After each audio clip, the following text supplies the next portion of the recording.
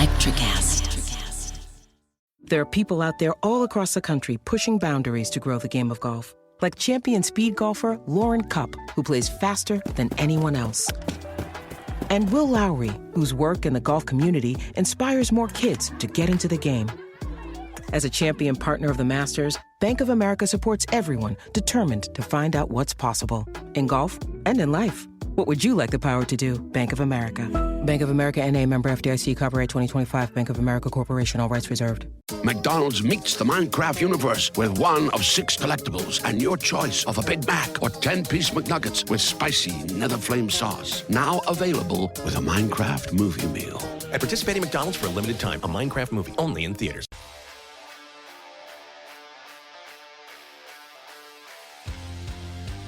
Ladies and gentlemen, it's the Power Rankings. This is the, let's see, we got, was it three Power Ranking shows left before we start talking about the playoffs? We got 3 weeks of football in the regular season left, as Bobby alluded to before the recording started. We have a lot of meaningless football happening over the next couple of weeks. As always on this show, I am joined by the indomitable Real BK and the inscrutable Hollywood Ray Sean Buchanan. I love doing this. I love talking about football. I love doing the Power Ranking shows. I got a couple of bones to pick with Bobby's top 10 this week, but hey, that's what we do here in the spirit of debate. Before that, we always start with the news. And in the news this week, I think the big story, everybody will agree, is that Kirk Cousins, the high-profile acquisition from the Minnesota Vikings to the Atlanta Falcons in this past offseason, has been benched. It's been announced in, I guess it's performance related, right? I mean, he has not been good for a few weeks. Michael Penix is going to take over their first round draft pick. Shouldn't have happened sooner. I mean, I is the name Kirk Cousins keeping him playing for a couple of weeks? They are still technically in the hunt in the playoffs, although I think we're all in agreement they're not really going to do much. Ray, I'll start with you. What did you think about this move? I mean, if you even want to go back to why the fuck did they get Kirk Cousins and draft this kid in the first place?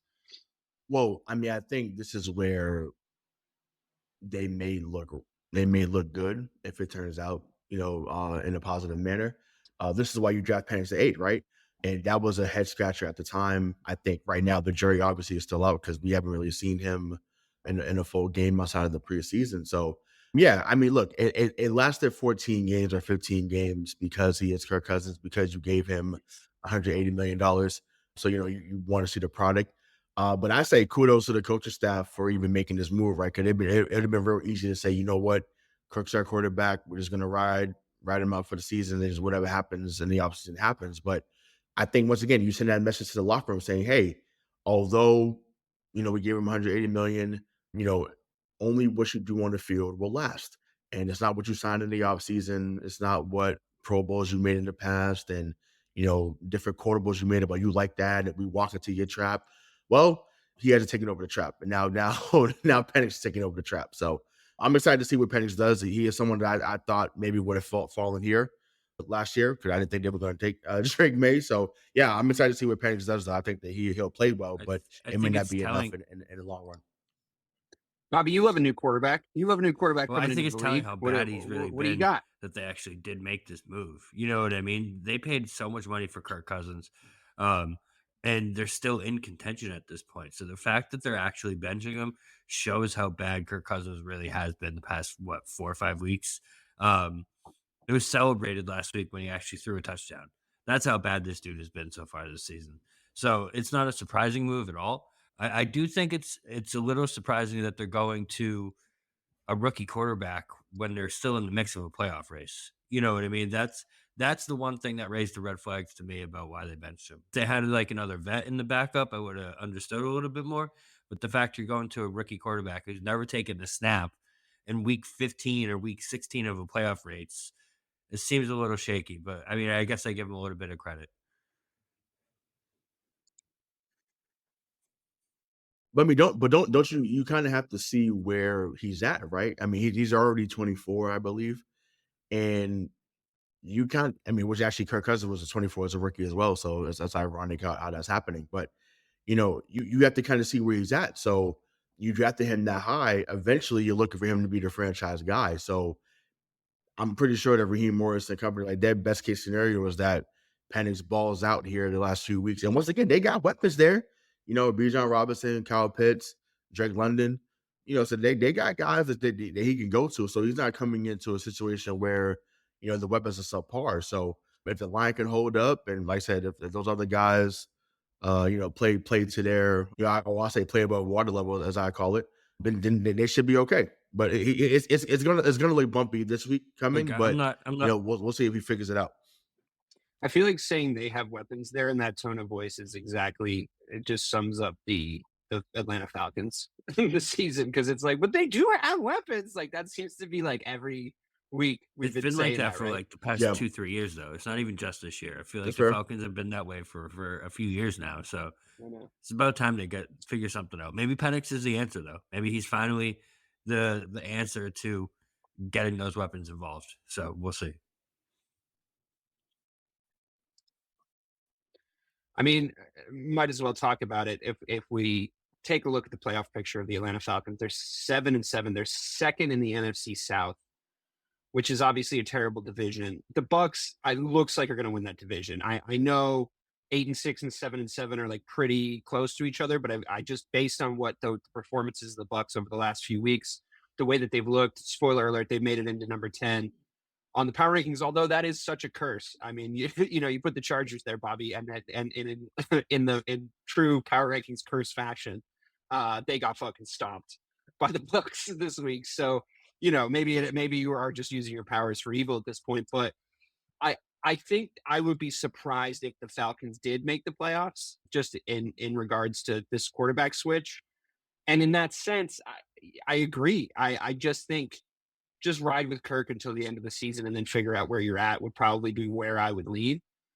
As a neutral, I'm excited to see him. I'm excited to see Penix come in and see what happens. I mean, if he can come in, and I wouldn't say it's like do the impossible, I'd say they probably have like a 30% chance of making the playoffs. And like I think competent quarterback play will go a long way in that regard. They're not a bad team. To your point, Ray, they have weapons. Their defenses can look a little trick or treat at times. Like they can look really leaky against elite offenses. So can anyone. But I really do think they deserve their 7-7 record. They really do seem like sort of a mid team, like right down the middle. And with quarterback play like that, the only way to go is up, I guess, could be the logic. Right. Well, I think that's valid about the only way is up because that's just a fact. It's not an opinion. You give him a little runway, right? Like it's not a ton of pressure on him, right?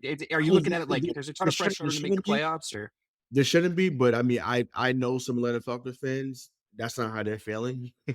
Like they're expecting them to at least make a mini run at least, right? And but my thought process, even as we're having this conversation, is you signed Kirk to a 4-year, 180, so that's 45 million a year. But then you bench him not even all the way through his first year. I don't know how you sell not only to him in the offseason, but more importantly, the team and the fan base. How do you sell him being the guy going forward? You may have to eat that deal and eventually trade him to another team in the offseason. So what are your thoughts on that? allegedly he has a no trade clause. Allegedly. Yeah.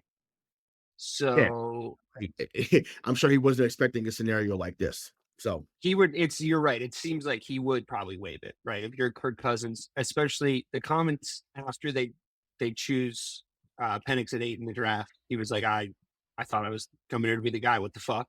Not great, right, initially. And then this week he's like, well, I didn't forget how to play football. He doesn't seem overly impressed with overblown. the Yeah. organization at this Mhm. point. So I think he probably would waive it. He's 36 now. He's really sort of been the perennial almost guy, right? The regular season wonder, the can't Mhm. play under the lights guy. This is the criticisms we've been laying at his feet for years. Bob, like, what do you think? I mean, where does forget the Atlanta Falcons for a second? Where does Kirk I Cousins mean, go I from feel here? like it's anywhere that'll actually take him at this point. What it's almost Is he holding it clipboard? might be, man. Is I he mean, he's entering his coming off holding an Achilles clipboard era? injury. He's 36, and he does not look like he's coming back anytime soon. I mean, it's one of the toughest injuries to come back from, and he's already 36 years old, so it's not like he's getting any younger. I'd be intrigued to see if there's even a team out there that would eat the money or that would give up anything to take him in. The only team I can think of is like the Jets or the Colts or a team like that is known for taking in those old quarterbacks. I can't think of a team. Cleveland maybe. Yeah. Um, Cleveland. I mean, well, yeah, Cleveland could. I mean, the Giants could. I actually think he would do well in Cleveland. Honestly, I do, because it's a similar scenario to what he had or what he's had in Atlanta, even in Minnesota. So when you got Jerry Jeudy has emerged as a really good receiver. You got David Njoku, you got Nick Chubb. So they have some pieces there as well. So he would play well enough for to be like, oh, like, he's doing it again. I mean, to me, he's really, and this is not about this is not disrespectful what I'm about to say, because I was a fan of this guy growing up. To me, he's a notch above what Chad Pennington was. I knew you were going to say that. I was. If you weren't going to say that, I was going to say. Yeah, I'm like, that's yeah. That's one of my irrational quarterbacks He's- that I just. he's gonna No, I love Arm, Chad but- Pennington. I You remember love that day he went like No, yeah, Yeah. for sure. Pennington had a Um, noodle for sure. But do you remember that Pennington day when he was playing on the Jets where he went like 41 for 45, but it was like 180 yards or something fucking insane like that? Like that was the most Yeah, Chad I Pennington mean, stat when line you're ever. throwing 5-yard Wayne outs to Corbett, yeah. Lavinius Coles and Wayne Yeah. Corbett, and so it's just like, you're throwing those. It's like it is what it is, and then obviously, he has Santana. Kirk's always had weapons though. Like Kirk, I feel like Kirk's always had guys. Yeah, I mean, Washington, not so much. I mean, he had like older Vernon Davis, but I mean, they did enough to kind of stay. Kirk, when he was so- relevant, I always had guys. I Yes, guess it makes right. more Yeah. sense. Yeah, I mean, but to his credit, I mean, like I said, you get the first fully guaranteed deal in history. Shout out to his agent, and once again, he played well enough in Minnesota. And once again, Minnesota had not been this powerhouse franchise. Once again, when we grew up, the Randall Cunninghams, and then obviously, Randy Moss. I'm praying for him, hoping that he's doing better. But Randy Moss, the Chris Carters, Robert Smiths. It's like you think about that era, but it's like you don't think about Minnesota being this powerhouse. Well, at least in our era. Once again, Franz Harkonnen is 50 years removed. That the Purple Eaters, that was a long time ago. So, But now, I mean, he skill made it position wise now. oh, they're killing it. They're killing it. Once again, me and Dave joked about. We went back and forth on the Sam Darnold thing, and I thought that he'd be better. Like I firmly believe that he'd be better. There's no way, like that I or anybody else saw this type of season coming from it. It's unbelievable, unbelievable. Well, we'll come on and talk about that because they are quite high up in the power ranking. Yeah, But yeah. all right, well, cross-offs. We've crossed off a lot of teams, and I gotta say, guys, with only 3 weeks left, I think we need to cross off some more. I think we need to be a little ruthless today, and I'm glad I have a decent voting body here where we can come on to do this. But here's who we've crossed off so far: the Jags, the Panthers, the Raiders, the Browns, the Titans, the Saints, the Giants, the Jets, and the Colts are all gone, as well as the Bears, the Cowboys, and the Pats. They've all been taken out behind the woodshed. Our 3 teams represented here on the Power Ranking show. The Bengals. I hate to say it. I know that they have improved.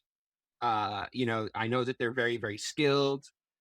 Considering the division that they're in, considering the borderline insurmountable hill that they have to climb here, they're third in the AFC North. They're behind the Ravens and the Steelers. That ship has been sailed. They have a divisional game against Cleveland coming up this week. They're 6-8. The Dolphins and the Colts and the Chargers are basically the teams they need to lose at this point. I don't see the Chargers losing 3 games so that the Bengals can get in, but I certainly don't see the Chargers losing 3 games and the Colts and the Dolphins not taking advantage of it either. They're both ahead of the Bengals right now. It might be time to cross sad those guys off. story. What do you think? 2024 Bengals. Joe Burrow is a legit. It is. Should be an MVP Surprising. candidate, if not the runaway candidate to do so. And somehow his team is 6-8. I've never seen anything like it. But yeah, He also just looks like he's fighting for his life in every press conference. He's just like, he really is not doing well. Like, he needs like a vacation, that guy. yeah, he's still throwing 4 He's touchdowns just every single carrying week. it. So Yeah. I know. I can't do it yet. Like I don't know. Maybe because I just really like Burr. I like Chase. I like Higgins. Obviously, like I can't do it yet. The next team we talk about, I'm leaning towards the other way. But for Cincinnati, I think they find a way to win out. Doesn't mean they make the playoffs, no, but they're better than Miami and they're better than Indianapolis. Indianapolis. I agree that they're the best team in the hunt for that 7th spot, but I don't think that the Chargers are bad enough to give up that 7th spot over the next 3 weeks. I just don't see it. Like I just see Harbaugh really get like. Could Denver fall? I mean, we'll talk about. I've been hoping for it. I've been praying for it all season, but I'm a little bit like, somebody could fall. Yeah, they would have maybe. They would have like, to lose out. Denver and Los Angeles would both have to lose out for the Bengals to have it. Well, LA is not losing out. One or the other. One or the other. But that's 6 and they're the 6th and the 7th right now. So one or the other. I just think because I'm looking at it now. So it's Baltimore 5, you have Denver 6, Chargers 7, then you have the Colts, Dolphins, and Bengals. I just think to me, I don't know who was on the Dolphins schedule or Colts schedule, but I just think that as much as I like Anthony Richardson, like the stuff that we saw earlier in the season, I just think it's just so much for them to come back. I agree wholeheartely that the Bengals have the best chance out of the 3 teams, but I think I'll take that then as a fulcrum to go and knife those other 2 teams when the Colts are already knifed. They've been knifed for weeks, thank God. Okay.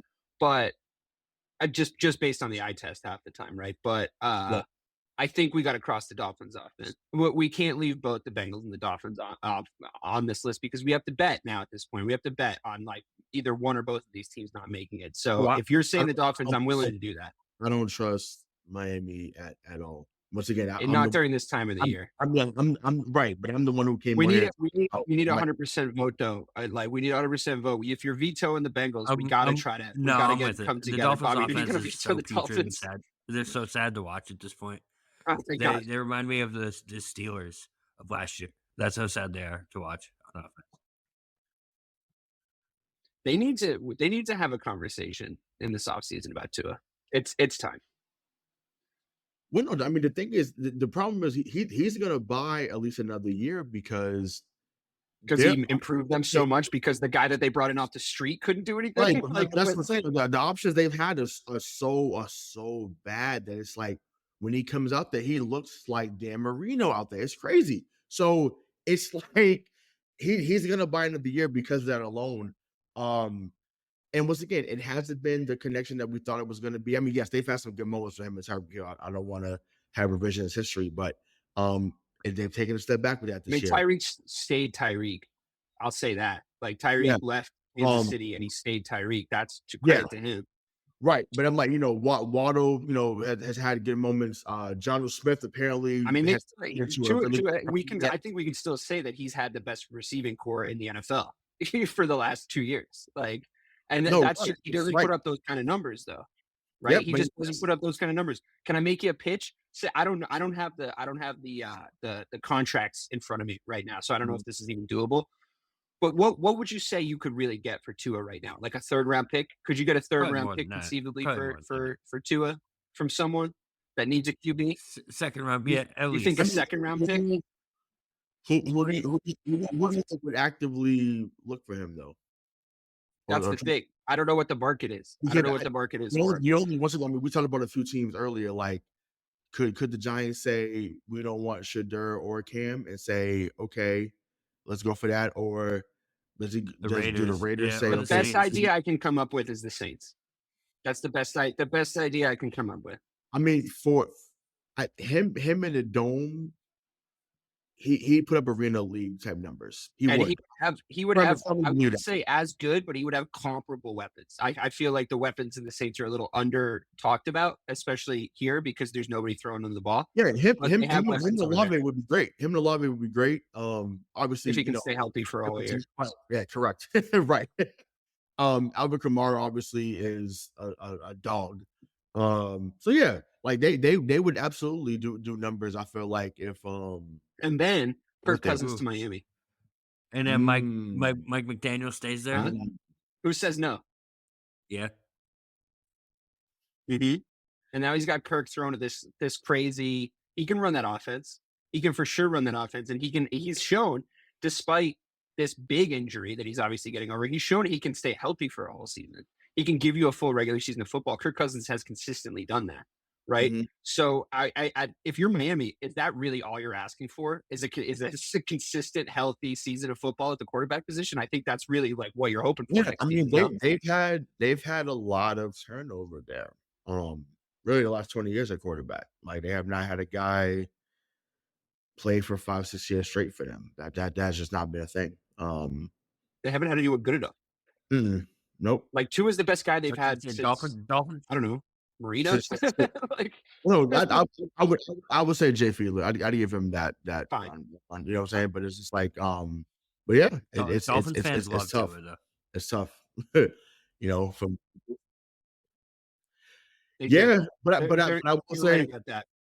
they do, but at the same time, it's like, you know, because they're like, yo, it's been so long. It's like, yo, either find a way to get like they're just like, yo, just get us to the playoffs at least. Like, may not win a Super Bowl, but just get us to I mean, the to take their perspective, like they, I don't think the offense is their issue really in Miami. I think the thing that I see them angry about the most is the fact that their defense is so incredibly porous and like doesn't show up in the games. And I think there's a lot of chatter.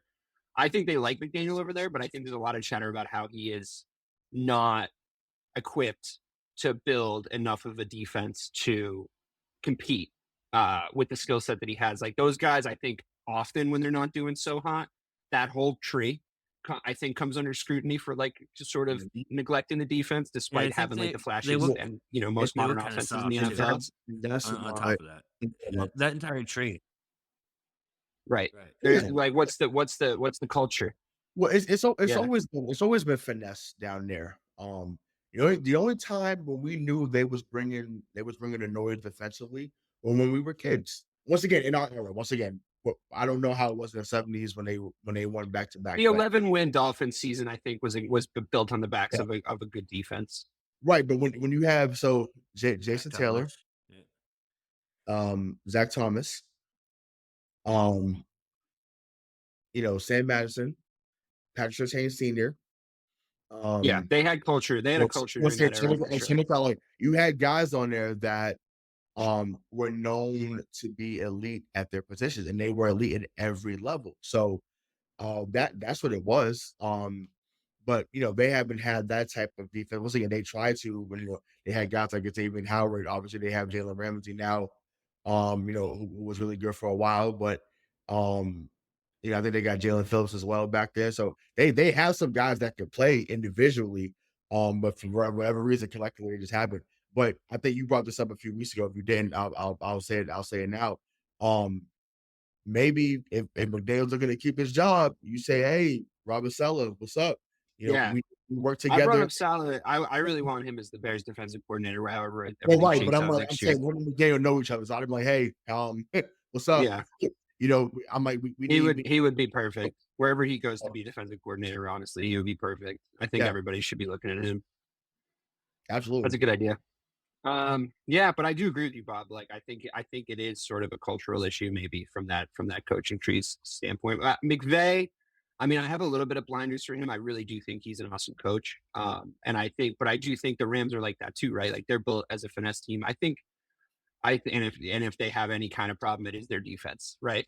That's exactly like where we're at. So, right. I don't know. I mean, I think that it could possibly be true that constructing an offense that good with those kind of weapons does require a lot of time and energy and thought, but I don't buy into the fact that they're like doing it on purpose. Like, I don't think that the defense has to be wasted in order for the offense to be good.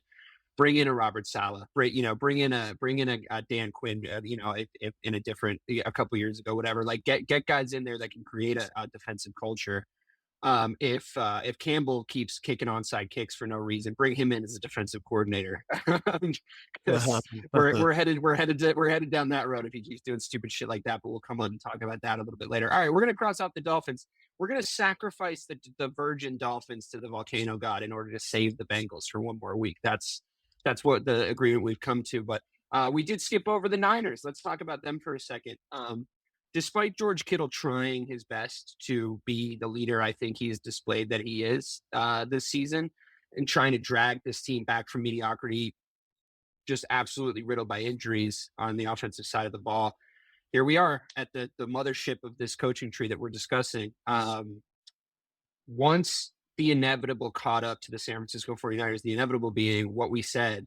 Yeah, they're amazing on paper, but if all those guys that are very injury prone start getting their injuries and it all happens at the same time, you're in for this perfect storm. I don't know what's going to happen with Christian McCaffrey. I don't know if we're really ever going to see him like play football again at this point. There's a chance that we don't, with the kind of injuries that his body has sustained over the years. Mhm. I don't know. I don't know where they go from here.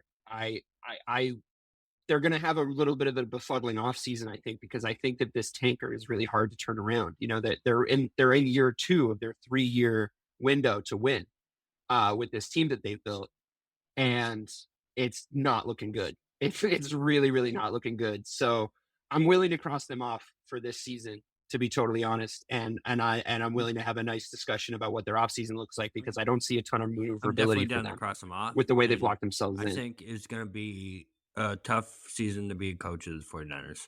I think it's possible that they look to move on from him, not fire, Yeah. but trade. And I've been hearing some interesting teams come up. That's I hope the Bears. that's the I hope the number one Bears team I've are heard taking is that the fucking Bears, call. To actually. be honest with you, Well, it's if like- you're not on the phone offering draft picks for Shanahan Yes. in Chicago, you're an absolute idiot. But I'm like, okay, let me just, I'm glad that was Sapsec. I didn't hear the name until you just said it because some noise was going on behind me. Why does he continue to get the latitude that he gets? Shanahan. Again, once again, the offense, yeah, okay, great. The offense is great, but they've been to what, 3 Super Bowls under this era, and I get it. I know it's. I think that's why. I mean, I think it's because he's. No, I know, but he's- it's just like damn, like, but at some point, it's and I get it. The whole tree has been awesome, McVay and McDaniel, and so I know that that's where he they kind of have- reinvented offensive football. I think is why he gets so much latitude. Like, right, I but I'm feel like, it it I know hasn't what you're saying. helped as a one. Like McVay Yeah. won, right? McVay has won, and they just damn near built a super team down there, in LA. But he's like, yes, is he an excellent coach? Absolutely. I'm not going to sit here and be and be dumb and not say it and say that. But I don't know. I just think, to me, the eras never end well, right? And I feel like, we're seeing a little bit of that now with Cincinnati. They may be shaking them next year. We're seeing it right now with San Francisco, despite the injury. And once again, when you have a player who says, I'm not going to go back on the field, and it wasn't because of injury or something happened, you're saying that because you're mad about you're losing your starting spot, there's something going on over there culture-wise. You and know that's what though? head coach. That's the problem. Can I say I will agree with you on one thing. I did get this really creepy feeling, and I'd be interested to know Bobby's thoughts on this too, because it is a generational thing for us. That was a real like Mike Shanahan team thing to have happen, right? And I feel like I was, when we were in his dad's era, there would be really well-built teams that would all of a sudden get really weirdly leaky, right? And like the ship would start to all of a sudden like sort of unravel when we would watch those teams, like in these very sort of dramatic ways. And I mean, him having the dad that he has, I think, also extends some of his leeway, right? I think there's a little bit of nepo baby leeway and like legacy leeway there. I mean, there's sort of a multitude of reasons. But I will say that happening, like I lean towards wanting to give him the benefit of the doubt there, because that the team did seem to react the right way. The team were like, fuck that. Right away. Everybody was like, fuck that. Like, you can have a weird thing happen. Yeah. Right. Yeah. I mean, yeah, Bill Romanowski was the guy for his dad. Like, Bill Romanowski was someone that was just a wild card and just stuff. I think he has, that's going to happen when you build those type of teams. Right. Right. But so I'm glad you brought that. That's true. I think what it is too. Yeah, Bill Romanowski and some other guys were wild cards on the team, but that team won back to back. So you build it. That latitude is built there when it's okay, whether we have a few wild cards or not. we got Romanowski, we got Shannon Sharp, we have John Elway, we got Terrell Davis, we got Ed McCaffrey, Christian McCaffrey's father, we got Rod Smith. Like, so Right. that Big it was roster team, and all of a sudden would then have a 5-win season, right? And you'd be like, what the hell? yeah, I mean, it's very Shanahan-y, I think. yeah. But you know what used to happen with Mike is then they would win 10 games the next season, or then they would win 11 games the next season. And I feel like if I'm looking at it from the 49ers perspective, Mm, I mean, I want them to trade him. I want that yeah. as a Bears fan. But if I'm a 49ers fan, I wouldn't be ready to move on from that guy, considering like what he's brought Well, to the no, I table. mean, they've been through it. Obviously, I mean, once again, they've had two of the best coaches in the last two other best coaches in the last 15 years. They had Jim Harbaugh, and they had obviously they've had Kyle Shanahan. So, but they had Mike Nolan, they had Mike Singletary. I'm trying to think of someone else I'm missing in between. I want to say Chip Kelly was up there too, if I'm not mistaken. So it was tough up there, for a few years. So I get why. I get the premise of why they would want to hold on to that. I'm just saying, I just know in most places, if you're a team that had been knocking on the door, and we know because we were a fan of a team of that in basketball, eventually you're like, okay, yeah, you're really Yeah, good. time to win. Yeah. It's time to cash in that regard. So, and I don't know. I just think, to me, you said the window was really close. Because we saw it in Buffalo, right? Buffalo had been knocking out the door too, or they have been knocking out the door, and then they let go of Diggs. It's great. Now, granted, they've been still amazing because Josh Allen's been on fucking real. We'll get into him later on. But it's just like I don't know. Maybe there's some things that have to move and get some new blood in there to kind of help help them get over the hump. But right now, the current iteration, as good as they are, they're not going to get the job done, in my opinion. Yeah, I mean, they did go 6-10 in 2020, and then rattled off a 10-win, 13-win, and 12-win, seasons after that. I feel like there's been bounce back potential with Kyle already. So I wouldn't. This is his second bite at the apple, though, right? Like if this is year 2 of a 3-year win window, this is his second attempt of a 3-year win window, right? So how many of those do you get, right? How many of those are we going to give leeway to? I mean, that's you're given the life of that's whole careers that you're spanning at that point. So, and also too, his protege. I mean, I'm being funny when I say, but McVay's had a lot of injuries in LA too, and they're on their way. To me, they're about to make the playoffs, and you do not want to see them come January. No. So I mean, I think McVay, to me, is my number one. Yeah, like football mind coach, to be honest with you. Despite his haircut, if I could pick anybody like absolute fantasy world who to coach the Chicago Bears, I would take McVay in a heartbeat. Just because of the way like he puts together his football team is so fun to watch, and also he has every year it seems for the past 3 years we've gone into these LA Rams seasons kind of counting him out and then forgetting that he's the coach and he's going to put together an offense. He's going to win enough games. It's right. He's giving Tomlin vibes, honestly, on a more offensive minded Tomlin. That's the kind of the kind of coach he's kind of like becoming. I think, and I think that's cool because I think we need more of those guys around the league. Yeah, I don't know, man. We'll see. We'll see what happens with him. That was a good talk, though. I really appreciate that. That was a nice layup there, Bob, with the trade rumors. That's good stuff. Are we crossing the Niners off though? Are we all agreed? Yeah. I'm out. All right. We talked about the Falcons at the top of the show. They're 7-7. They still have a chance to make the playoffs. I'm going to leave them, but they are floating around the crosshouse section. And I'm going to skip the Cardinals because they're just not as interesting to talk about as I want the content of the show to be. But they are also flirting with crosshouse as we get closer to the end of the season.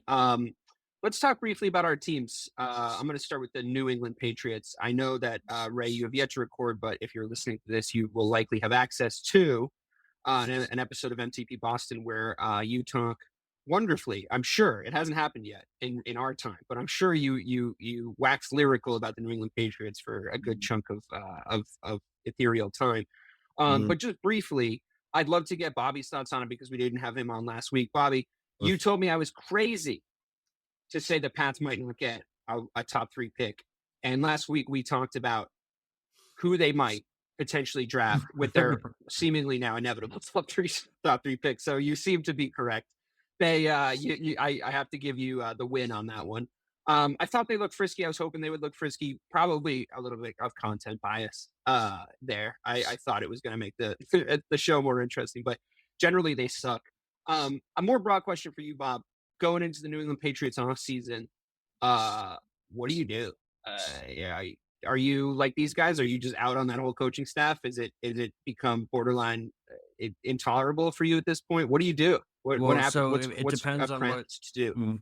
I think we're going to learn a lot about what Kraft is like as an owner coming into the season, because he's been so blessed with this winning, franchise, that he hasn't had to make a type of decision like he's going to have to make this offseason. Is he the type of guy who can actually bite the bullet when he has to and fire the coach when it's pretty glaringly obvious that you probably should?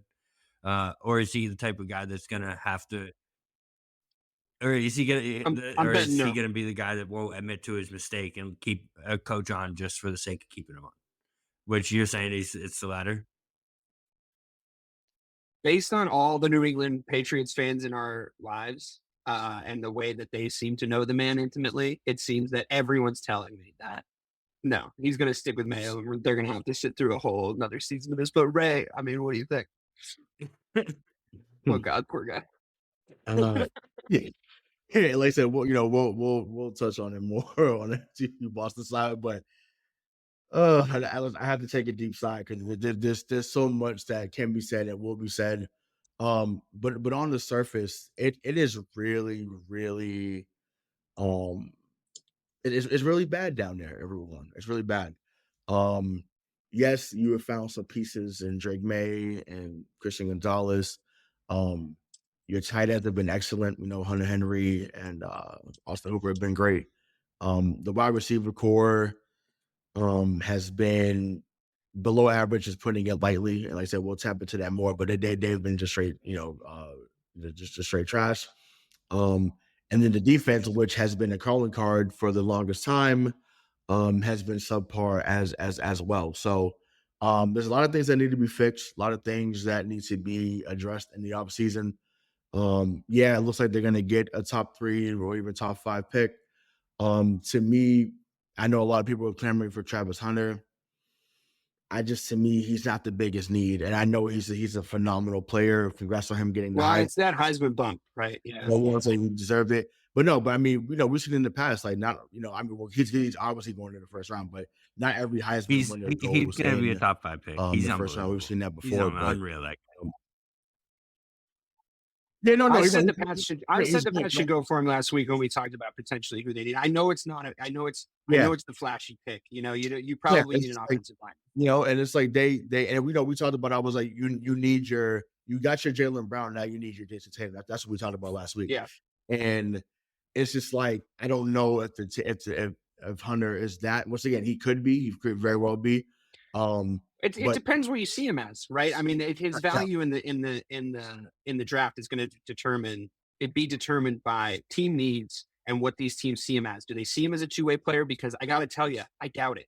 I really doubt it. It's asking a lot. In the 2024 NFL, I doubt it. Yeah, because I'm like, you can't. Yeah, it is. I don't need another gadget player. Like, and once again, it's no shade to his game, but he's gonna be. I think he's gonna be a great player. But we don't need another gadget player. So if you go get Kelvin Banks from Texas, or you get Will Campbell as a guard, we talked about ad nauseum. I think Will Campbell is the smart money. I think if he's fallen to either of our teams, Banks has the tackle. Banks has the tackle because if they're projecting Will Campbell to be the guard, which they got a window at the guard possibly tackle though. I think right. Yeah, sure. Too. I'm saying for that's high value for New England's team. They needed that. Like we most definitely need a tackle. There is no like, oh, let's get a hybrid. No, you need a left tackle that's going to protect Drake May's blind side for years to come. Like that is a given. So now unless they address that in free agency and they get they beef up that line. That's I think the moves. To me, drafting offensive line, take it from a guy who's like watched his GM try to draft offensive line over the last few years. It takes a while to get good at that, all those positions, center and left tackle specifically, right? So if your center is like 27 or younger, like look at Bobby. What's the center for the Cowboys, Bobby? The young guy, the blonde guy. What's his name? By that, You're blanking too. uh, Oh, have we lost yeah. Bobby?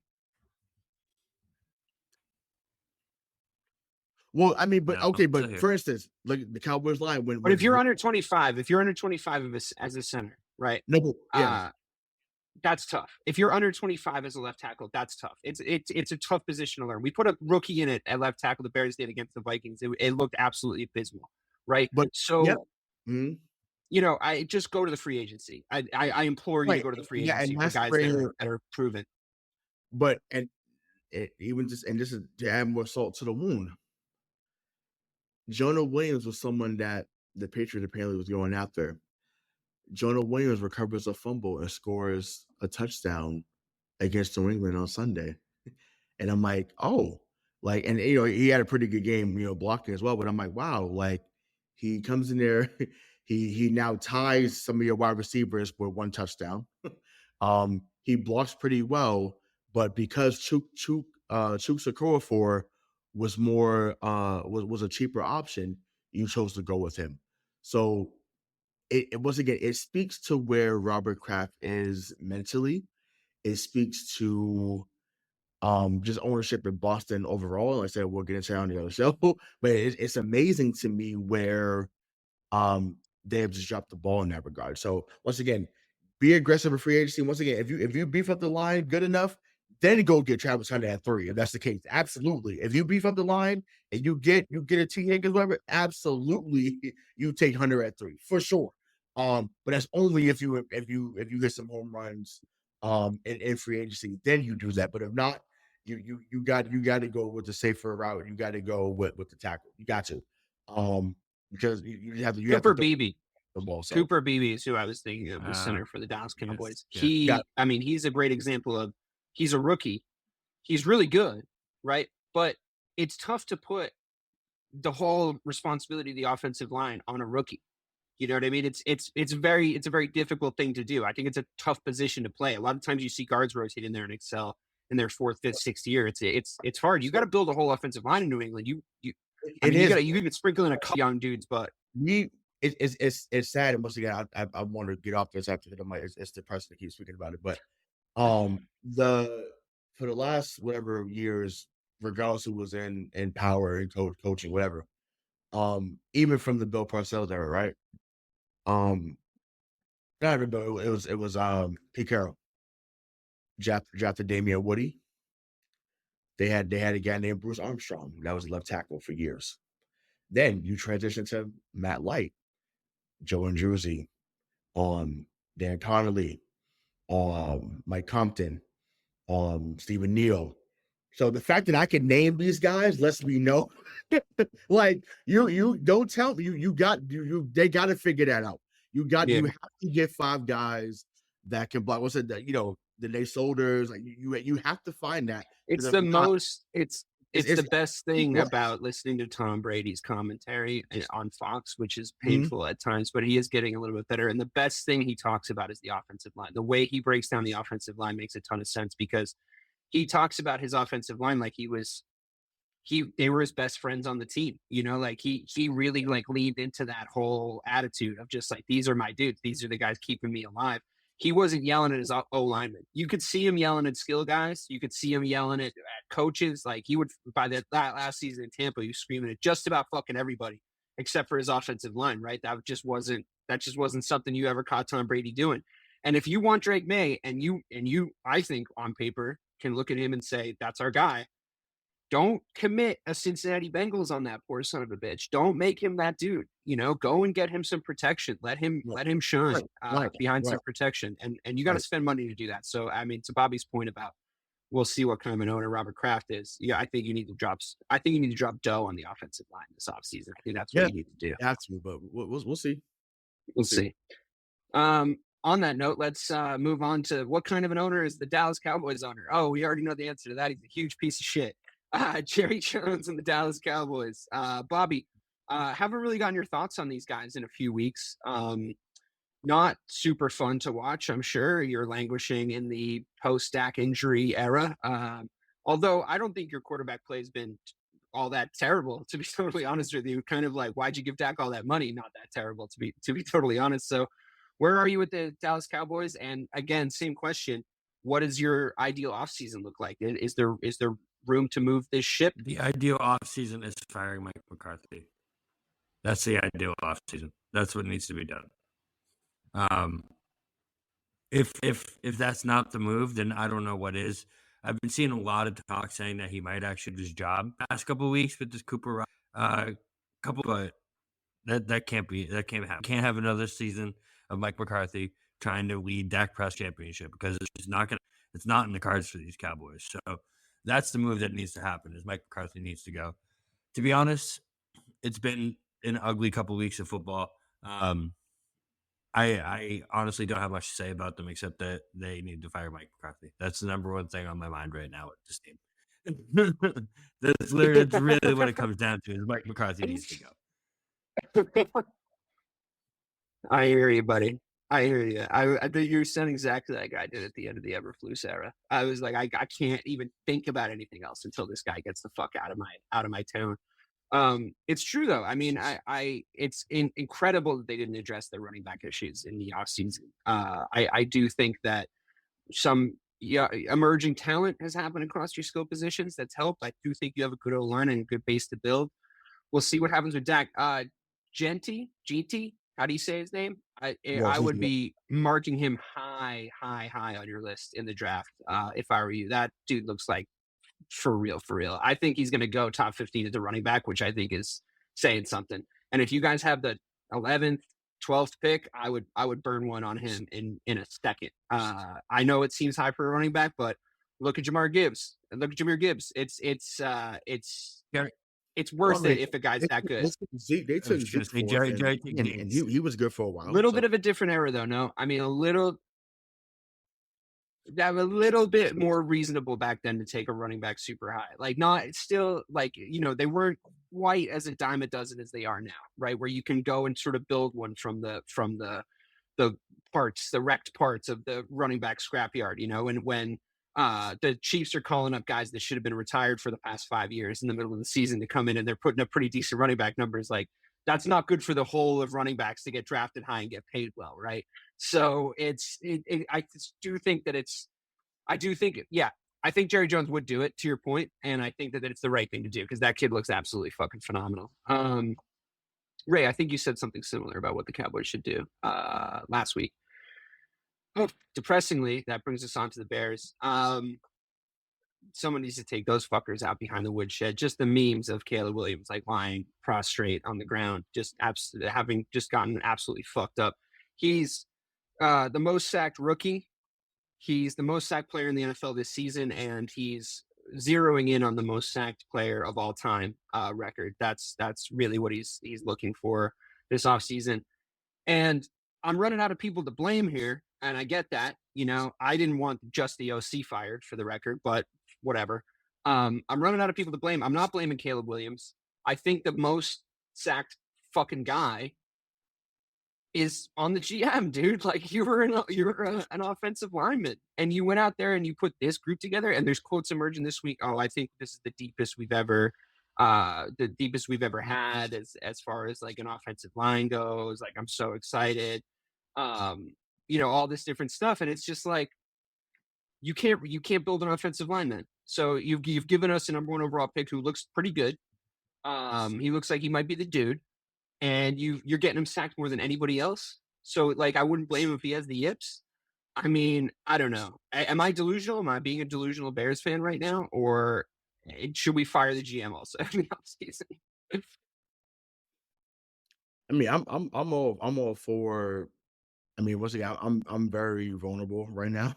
So look, I want, and once again, you'll hear it soon, but I want everyone out of there. So I'm all for, is we got the coach out of there, cool. The GM, you don't get away either. It's like you can't get absolved in this completely. So yeah, it's time for Ryan Poles to go too, and just start a whole new. It's going to be a lame duck at this point, right? Right, exactly. Get him out of there and align someone that can get back to the muscles of the midway. because it's been a long time since that moniker has been, thrown upon them. And, the days of the Landsbergers and the Brian Urlachers and the Mike Browns was my guy. Tina Tillman, R.W. McCorders, like I remember, so it's just like we got to get back. Hey, we got to get back to those. So I'm like, hey, Bears fans, I'm fired up, baby. I'm fired up for you. Like we got, because it's R.W. McCorders. Oh my god. It's what.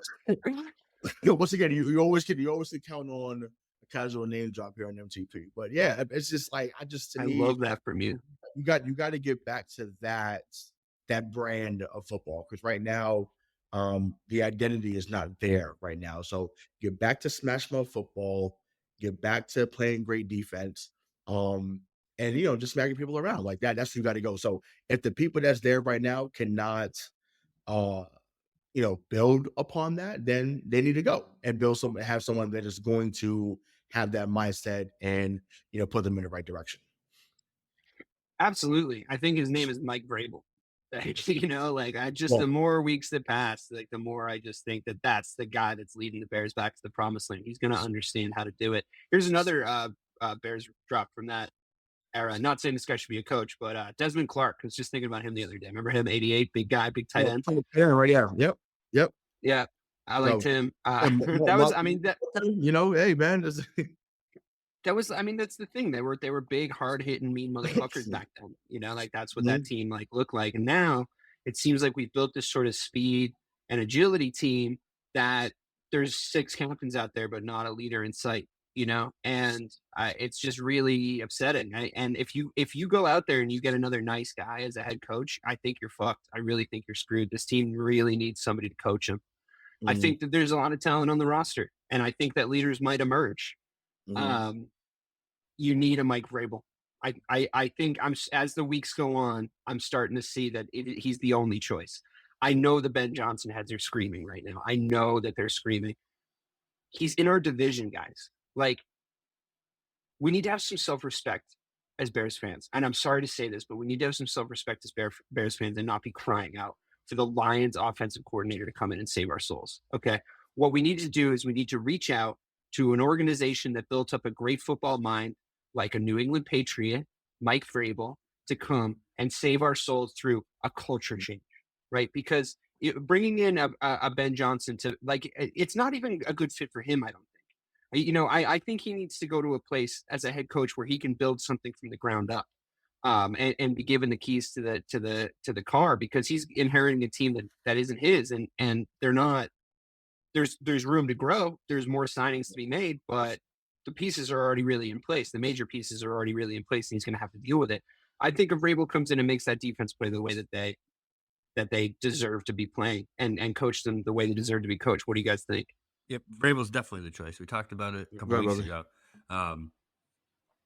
If there's ever a coach that's been destined to be the Chicago Bears head coach, unless the Shanahan thing that you said, I would take that too. If there's anyone that's built to be the Chicago Bears head coach, though, it's Vrabel. I can just see it already. I can see him wearing like a Bill sweater vest. You know what I mean, with the Bears logo on it. I could just see it. So it's definitely Vrabel to the Bears. I hear you, man. I hear you. I can see it too. I'm imagining it already in my head. That's precisely probably why it won't happen, because it's just it's too perfect. It's too good of an idea, Ray, as you're wont to say sometimes. Yeah. Yep. But like I said, we'll see. But once again, we will see how all of our owners and Bears front office in general move this offseason. It's a very, very important offseason, and if they don't get it right, it's going to be for all 3 of our teams too. All 3 of our teams have very important off seasons coming up. Yep. Yeah. Yep. Because So yep. I think we should definitely do a show where we check in on our 3 teams, and it's because this is a good dynamic, right? Where we have like 3 kind of teams that are very far away from each other in sort of geography and places in their respective conferences and divisions. But we should go and check the health of our teams in a few months, when we're dead in the middle of the off season, and see what the kind of moves we're making. But in the spirit of that, I think I'm willing to take them out behind the woodshed for the purposes of the power ranking show and the upcoming playoff show that we're inevitably going to do. As those play out, I think that's the last conversation we have about those three teams here on the power rankings. Better teams just deserve to be talked about at this point, and I'm sorry that we all Yeah, I three mean, unless Mayo and Covington and AVP all get fired, unless that's there's a firing, yes, for sure, of course, agreed. I'm hoping for. And we'll say we the other, we're gonna have to hold off on the other taping. So I would love to go on an event about that or a rant before we get in that. Mayo has to go. I just have to say I have to get that out there since we're not doing the other show. Mayo has to go. And I want to be perfectly clear. Once again, I am happy that he made history, that he was the first ever Black coach in Patriots history. That is awesome. But I say that to say it's clearly not working. There's some other things I want to say, but I won't get disrespectful. But it's time. Yeah. It is time to let the man go, because I want to keep doing this show. But it's time for him to get up out of here. Once again, you gave him a shot. He just doesn't have it, and I don't think that he really wants to coach. When you're making the statements that he's making at times, it's showing. It looks like someone that doesn't want to be there. And yes, part of it could be the losing, and you're like, man, we keep losing every week. But I just think that some people, coaching is in you. It's not on you. It's in you. And I don't think that is really in him to coach.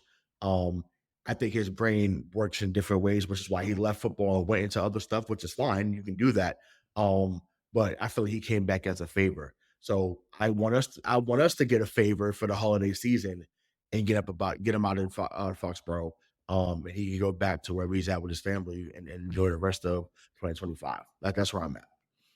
So. Yeah, I think that's fair enough.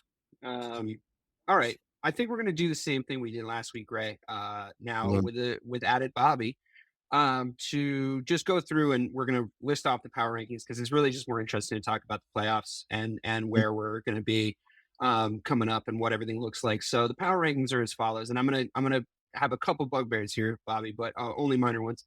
The Bills, the Eagles, the Chiefs, the Lions, the Vikings, the Steelers, the Packers, the Ravens, the Broncos, the Bucks.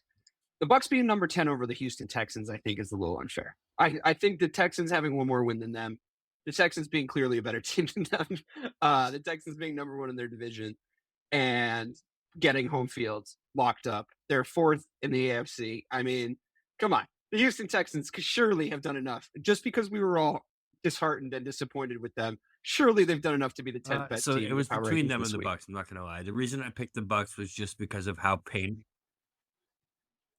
And I get that the Bucks beat the Chargers because they were the 10. I get it. I understand. It's not completely outlandish, but I want to make the case for the Houston Texans at this point because I think we're all just a little too mad at them because we're all disappointed with them, right? Like we all thought they were going to be better than they were this season. The reason that they took the spot is because of how bad they beat the Chargers. To put up 40 points against the number one scoring defense in the league is very, very impressive. Very impressive. Baker looked awesome. And if that's the Baker that we get in the playoffs, I wouldn't want to face them in January whatsoever. But that's, I mean, once again, I've irrationally been a supporter of them. They're healthy again. I'm like, when they're healthy, if this is what they look like, they're good. They're going to put up numbers offensively. That's just what they're going to do. Are they winning the Super Bowl? Of course not. But once again, just like last year when they suck and they beat Philadelphia last year, like they will find a way to beat you in the wild card weekend if you take them lightly. And that's all I was saying about them. Like he's good enough to get you a playoff game, maybe even two on a good week. So him and Mike Evans. I said, listen, Mike Evans first. Mike Evans 2 TD weeks are my favorite things. I love watching Mike Evans haul down 2 sick touchdowns. I love that guy, and I think that offense is really root forable. And I really do genuinely get it. And Baker sort of having a resurgence after getting Clevelanded, I think is awesome. And Baker being the kind of guy that's going to come out and say like, oh, I've got to get him 1,000. I got to get Mike his 1,000-yard season. I got to get him his 1,000-yard season. Like this is stuff we're rooting for in football, and it's good. And I guess in that sense, why would you put him at number 10 then? Because inevitably they're going to have a terrible week next week now, Bobby. the spots hurt. They're playing Dallas Sunday. You see what I did there? You see what I I don't did there? Oh, And I see. yeah, they're playing Dallas Sunday. So I don't know. And then they end out with the Carolina and then New Orleans. So they This is sneakily Bobby's can "you go, shall not pass" moment. I love it. yeah, they can go either 11-6 or 10-7. Like it's Mhm. possible. You know what I'm saying? So I'm just like, I don't know. I just think to me, they've won 4 in a row. Because I'm looking at I know it was the Giants, the Panthers, the Raiders, and then the Chargers. And like surprisingly, I said the Chargers was the most They beat some convincing good win. teams. And once again, on the road, Correct me if I'm wrong. like Did they beat the Lions this year? I'll tell you right. Hold on. I'll tell you right I'll now. put it to you this way, though. It, Yeah, if they the beat the playoffs Lions. started, 2016 in week 2. Yeah. So, yeah, that's the thing. if the So playoffs started yeah. today, they'd be playing the Packers, and I wouldn't want to be the Packers. I wouldn't want to be the Packers in Right. that situation. I might bet the Bucks if the playoffs started today. So I think it is fair enough. I wanted to just make the case for the Houston Texans because I do feel like they're unfairly maligned. Like if they win, because who are the Texans playing? Someone big. Chiefs. Let me check. Chiefs. So they're playing the Chiefs next. I mean, okay, yeah, they're probably going to win. It's going to be 16-15 Chiefs, and there's going to be a controversial holding that wasn't called at the very end during a field goal. That's my prediction for that game. Yeah, I wouldn't want to be the Packers if it started today and the Bucks are coming in, and thank God, because honestly, the NFC just looks so soft for the past like 3 or 4 weeks. But a healthy, resurgent Bucks, I think, is good for all of us. It's good for football. Ray and I still fighting for our lives when it comes to the Denver Broncos. It's just absolutely fighting for our lives that they are 9-5, number 6 in the AFC, the stronger conference. And if the playoffs started today, they would be playing the Steelers. No, I wouldn't want to be the definitely not. Broncos. I wouldn't want to be the Broncos in that situation. I Right, think the but- Steelers slapped them to the side. Can Bo Nix be Tebow 2.0? Oh my God! I would be. I can't. I can't live in my house if that happens. If Throwing an Oh 80-yard my route God. to Mims, just like touchdown. No, it would be to Cortland Sutton. Sutton would be the comparable. if that happens, that I'm burning would my be house insane. down. That would be insane. I can't. And once again, I Denver. can't. I know my boy Brooks just watched it. He gonna watch this. Brooks, don't text me saying nothing crazy. It's just a scenario. It's just entertainment, buddy. I'm not. I We'll don't think see. it's. I mean, it might not. It might not happen. There's games that can move around over the next 3 weeks. You know, this isn't locked in yet. This is just if it happened today, and I do have to put that disclaimer out there. But God damn it, I think the Steelers would brush them aside easily. I genuinely do, and I think the Steelers would look like the team that they've looked like for the most of the year, despite some inconsistencies at some time. I still think Russell. I mean, he always sort of had those games, right? Like that's not even 36-year-olds. And also, I'll just make the case right now, since we're talking about it in the whole thing. You have the Steelers below the Vikings. And I understand what happened last week is the Steelers lost to the number 2 team in the power rankings, the Philadelphia Eagles.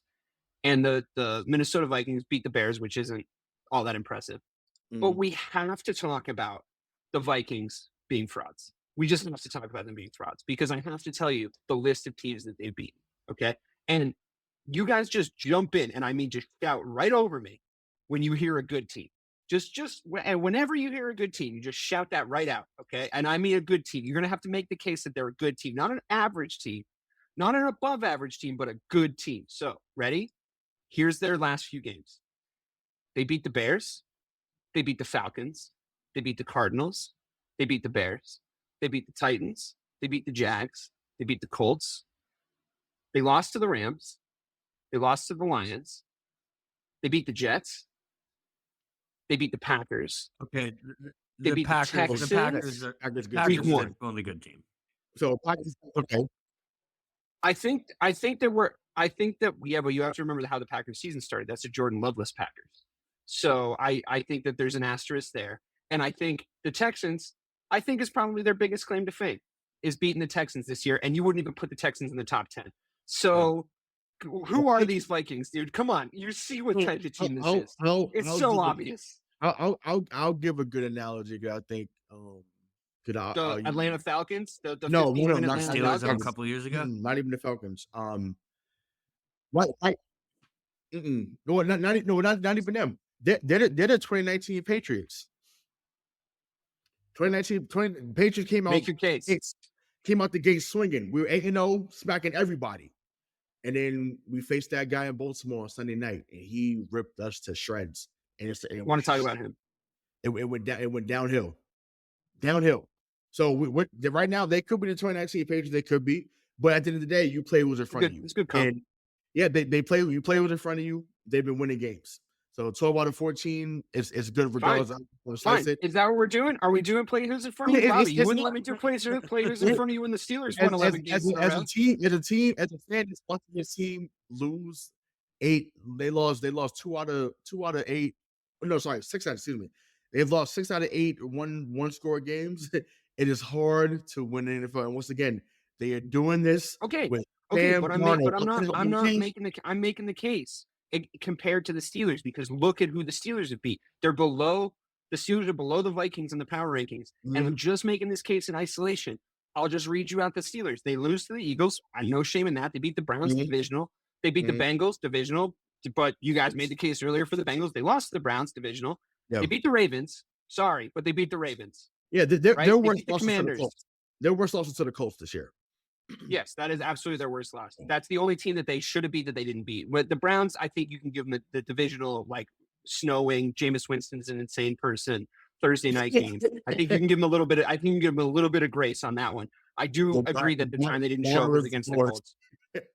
They beat the Ravens. They beat the Commanders. That was back-to-back games, and that was when everybody had to take them seriously. That's just the way it is, right? Like, that was just the way it is. They beat the Giants before that, and the Jets. Whatever. Who cares about that? The Raiders. Who cares about that? They were in a pretty competitive game against a fully healthy Cowboys and lost by 3 points. So that could go either way. They beat the Chargers, who were 10th on this list last week. So, they're at least flirting with the top 10. They beat the Broncos, who are inexplicably, on this list every single week because they're winning a shitload of games. Not a lot of people can say they beat the Broncos. And they beat the Falcons at the start of the year when the Falcons were playing well. They beat the Falcons when the Falcons were playing well, which was in the first 6 weeks. So, to me, the case is obvious. Because imagine they play each other right now. It's the Super Bowl. It's an AFC, NFC, inexplicable matchup. Somehow, the Vikings have made it all the way to the Super Bowl. And not that inexplicably, the Steelers have made it all the way to the Super Bowl. Who wins?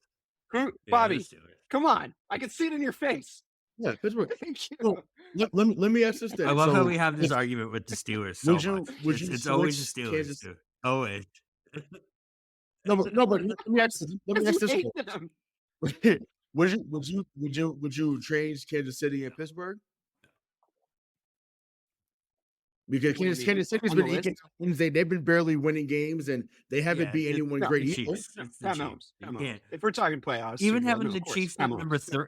No, but I mean that's a fair argument. I was like, if we're saying, hey, right now, who have you beaten? Or who have you? You know what I will tell you? You know what I will tell you though? The Steelers play the Chiefs on Christmas Day, and what I earmark that as in defense of the Steelers, what I earmark that as, all they need is Week 16 Giants versus Patriots energy. All they need is Week 16 Giants against the Patriots, the year the Patriots went undefeated. All they have to do is bloody their nose that week. The Steelers could lose that game on Christmas Day, but if they come out and bloody their nose and show them, like, yeah, okay, we might have lost to the Eagles, but the chances of us seeing the Eagles, they got to go through the gauntlet over there. So, like, whatever. In the playoffs, we're going to fucking see each other, right? So they bloody their nose. Like, that's all they're at. I mean, that's so ideal, that game. So when it comes to the Chiefs, like, the Steelers are the most set up. They're the most set up to beat the Chiefs this year. I really promise you that they are. And we should all want that.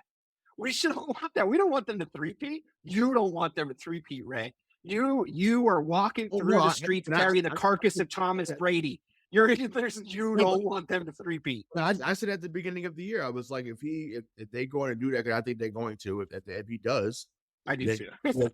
He puts that cap on his feather. So, but I've conceded to that, and I'm totally fine with it. Once again, do I still believe that Tom Brady's the best? Of course I do, because I'm a Patriots fan. So I just don't want to have that argument. When you win 3 in a row, or if you win 3 in a row, that's pretty undeniable at that moment, regardless of what people want to say. That's once again, men lie, women lie, numbers don't lie. So if you win 3 in a row, that's 2010, we're on our way to the club. Yeah. You know what I'm saying? So just like that, that's just what it is. But I don't know, man. We'll see. I said, yeah, Pittsburgh will be even a tough having the out. Chiefs at number 3 right now. You know, we're good though Even right having the now. Chiefs at number 3 right now just seems like it's so counterintuitive because, like, yes, it makes sense that I have the Bills and Eagles above them the way the season is going, but god damn it. Do you guys really think that any of those teams are going to beat the Chiefs in the playoffs? Like, if we did that game that we always play, the Chiefs are going to come out on I top mean, again. If Buffalo if Buffalo offensively plays the way they've played recently, they have the best shot of anybody because there's no one that can score like them in the AFC besides Baltimore might be Kansas able to, City. yeah. Baltimore. No, they can't. Can we actually have the Josh Allen Lamar? Can we have the Josh Allen Lamar question? Baltimore's not putting up 40 the way that Buffalo put up 40. That's not No, happening. I understand. But what I'm saying is I want to have the Josh Allen Lamar Jackson conversation because Okay. I don't want to be that guy. But if we're talking MVP race, I think Lamar clears it. I just think he clears it again. And I know it's boring. And I know that the national conversation is going towards Josh Allen because of how he's played over the last few weeks and honestly over the course of the season. And I really do understand why people are saying what they're saying about him. But in every conceivable metric, Lamar's still better. He's thrown like 10 more touchdowns than him. Like he's just better. It would be 3. It should be his third in a row, right? Would it be third in a row? No, it'd be second in a row. Second in a row. Oh. Yeah, it'd be second in a row. He won one in 2019, so no, this would be a second in a row. But right. Listen, I have loved how he's looked this year. Talk about Lamar.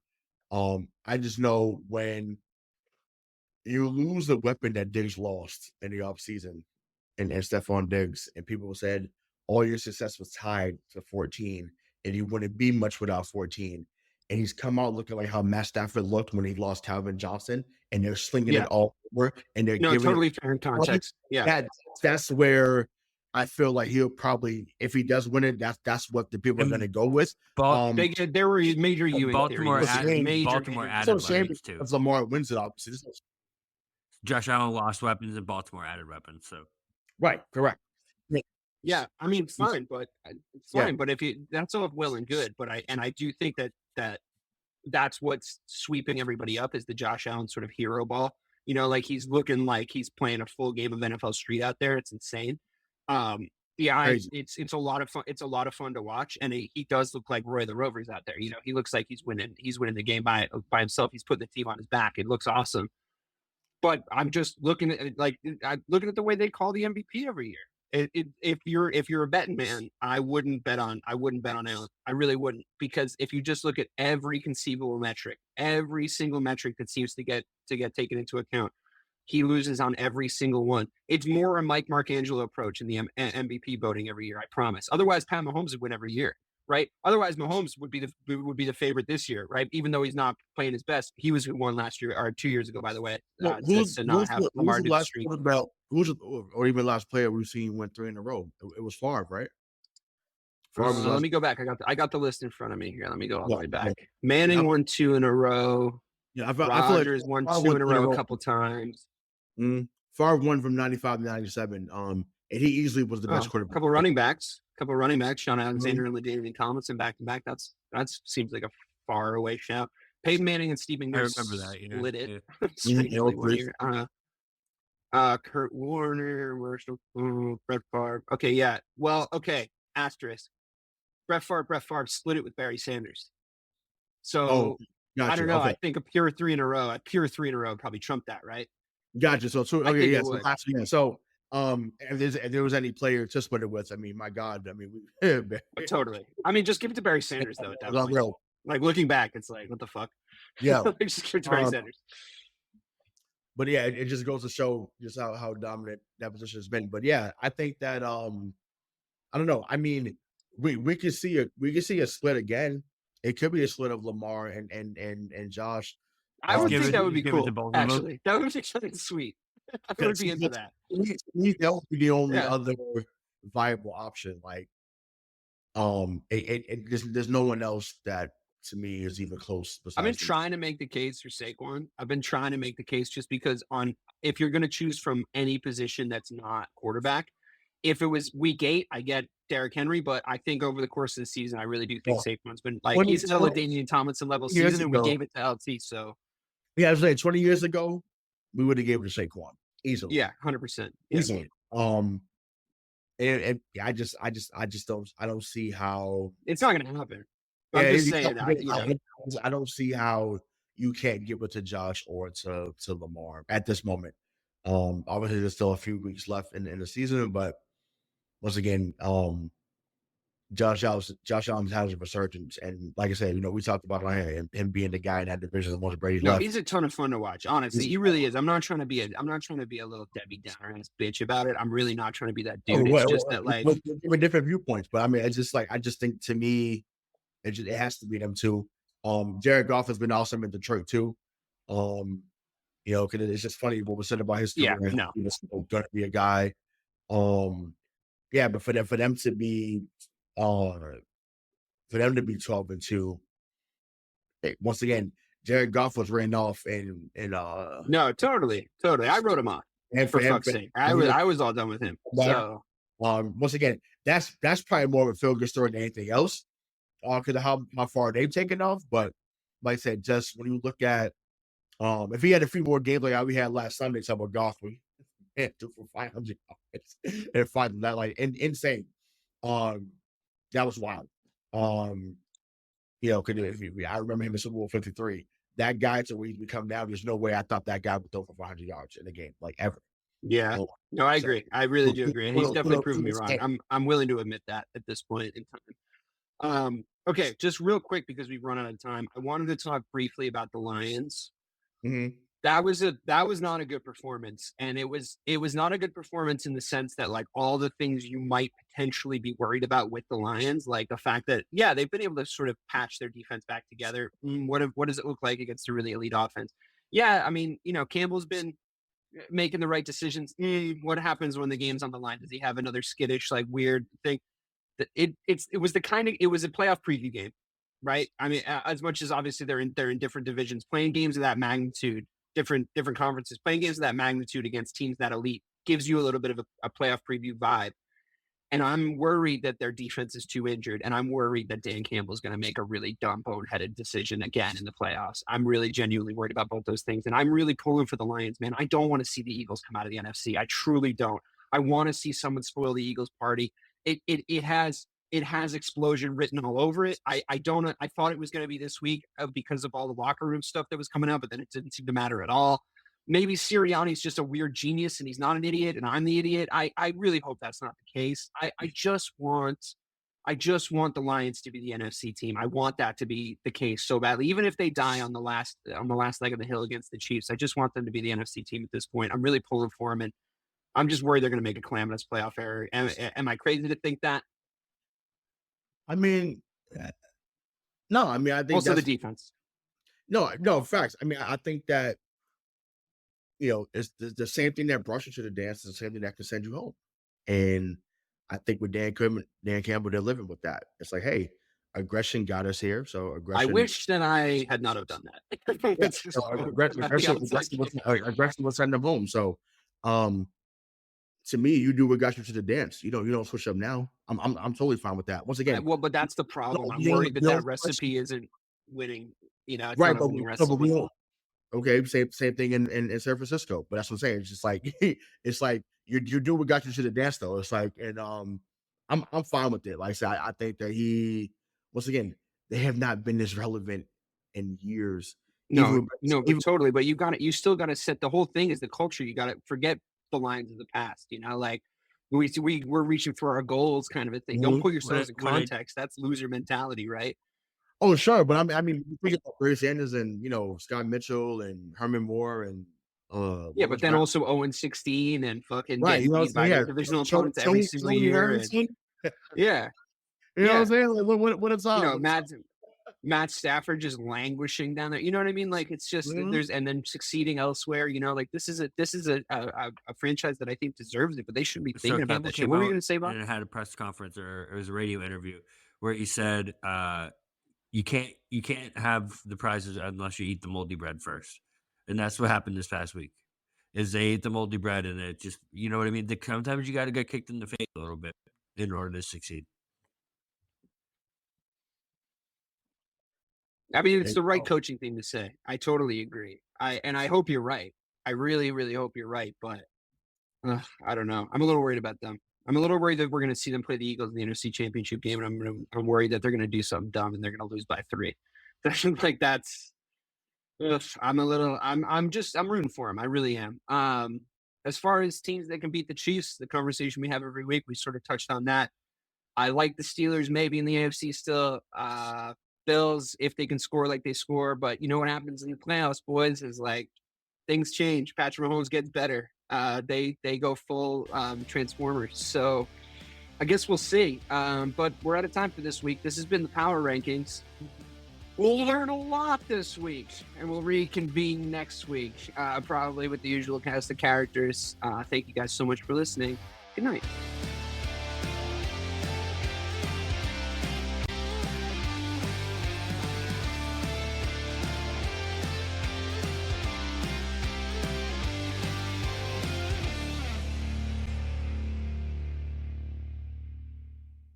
Hi, I'm Sherilyn Fenn from Twin Peaks. What did you do on your last Saturday night? Did you hear something? Toilet paper. There's none. Nada. The reserves have gone dry. People are hoarding it. I should have done that. They're all out of hand sanitizer at my Target. Mark, when did you last watch the news? We are getting reports of forced quarantines in China, Japan, and now Italy. You're cutting onions in half and putting them around your apartment. Yes, exactly. It kills the COVID. Excuse me? Let's go. Let's go. Get in. Vamos, rápido. Have you ever driven one of these? Never. I'll drive, ladies. I've got the keys. Excuse me, I'm lost. I'm looking for my wife. I got turned around. Join me, Eric Roberts, Jennifer Elise Cox, and Ed Asner for The Last Saturday Night, an Electrocast podcast. You'll love it. Electrocast. Electrocast.